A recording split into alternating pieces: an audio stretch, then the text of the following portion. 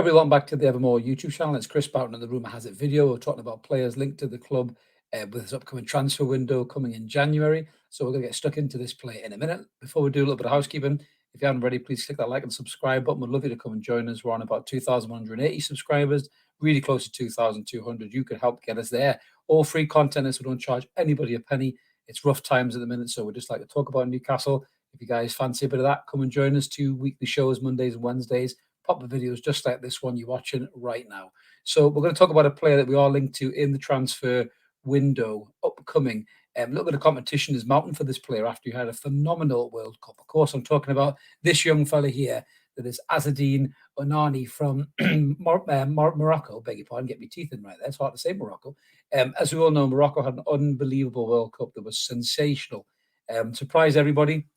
We all thought for one chance they might actually win it and do a Greece from all them years ago, but sadly it all came crashing down on them against France. Really, when you catch France like that, they're gonna be hard to beat. But this lad was very impressive. He's 22 years old.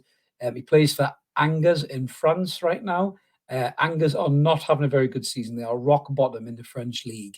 So this kid having a great World Cup is probably good for them because they might be able to recoup some money back from him. The story is they probably will sell him in January, because he's a very sellable asset. So what is he like as a player? Obviously, if you watch him in the World Cup, bags of energy, great running with the ball, great carrying the ball, very good on the ball as well, hard to get knocked off. He's got a good kind of strength about him when he's on the ball. He can sucker players in, he can ride tackles, he can pull them left and right. He does play as an attacking midfielder, kind of is his main position, but he has been known to play as just a centre mid or defensive mid or even on the right-hand side of midfield. So he is a bit versatile. He's got a bit of pace about him. He's got great control, quick feet, runs with the ball really well. As Mark says there, dribbling and holding the ball, it's excellent. He can finish as well from distance when he gets a chance. Probably doesn't shoot as much as he should do, but he can do it. He's banging a couple of goals from Morocco, as you can see there already. And they've been good finishes. They've been 25, 30 yards, one of them. The other one, a kind of Frank Lampard-esque run into the box and putting it in the back of the net. So, Mark's compared him to Bruno on the other side. Then you can see Bruno kind of eclipse him in every single possible stat, which it is Bruno, to be fair, though. It's hard to compare anybody to Bruno, but that's the kind of player that maybe, Unai can turn into a Bruno Guimaraes, because he'd be a great example to learn off for this young lad and try and get his game up to that level. But he has got ability, there's no doubt about that. His goals is very low because goals-wise, he's got no goals this season for Angers in 14 appearances. His XG, though, is fairly high because he does like a shot. He takes 1.69 shots per 90 minutes, as you can see from Mark's comparison there. Shots on target, 55% ratio there. So he's not brilliant with his shooting ability, but I think he's more of a kind of a ball carrying midfielder than he is a goal scorer. But he might turn into one of those. Young players can develop. His pass completion rate is good. He's up in the 79th percentile, and his shot creation chances as well is up to 77. In terms of his key passes are 69, so he's not too bad there at all. Really, his assists are down at 40, so he needs to maybe work on that as well. But as the story goes, obviously he's had a brilliant World Cup, so that's obviously going to encourage people to look at the lad a bit more. The story is that I think ourselves and Leicester were very interested in him. It's 39.5 million is what Leicester are willing to bid for this lad. But there's a little bit of a merry-go-round in this scenario for me, because he reminds me a little bit of Andre Santos that we were looking at, the Brazilian, who apparently is going to end up at Chelsea. Why any young player would go to Chelsea in his career is beyond me, because they just ruin players.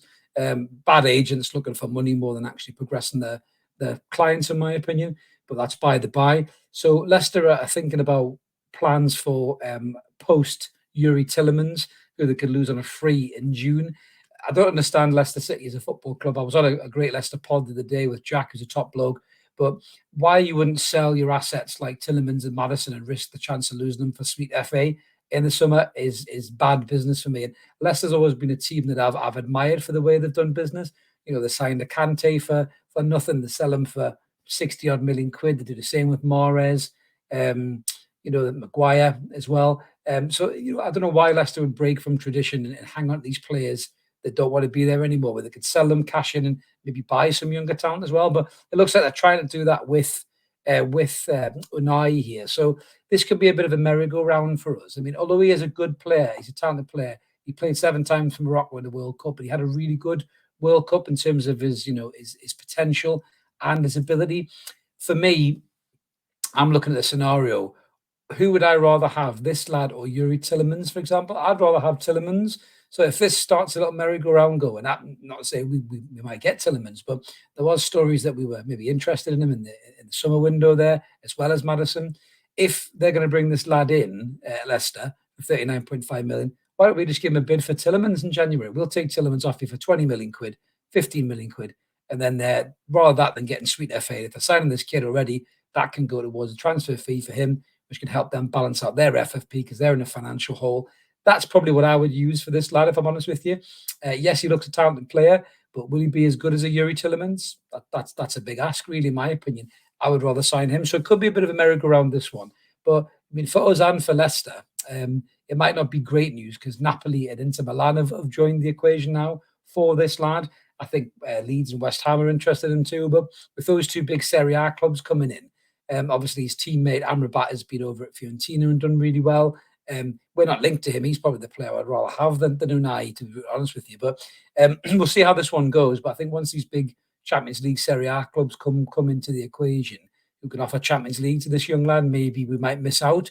But Angers will be looking to sell him, I'm sure, looking to cash in. Personally, for me, I wouldn't be sad if this one didn't work out.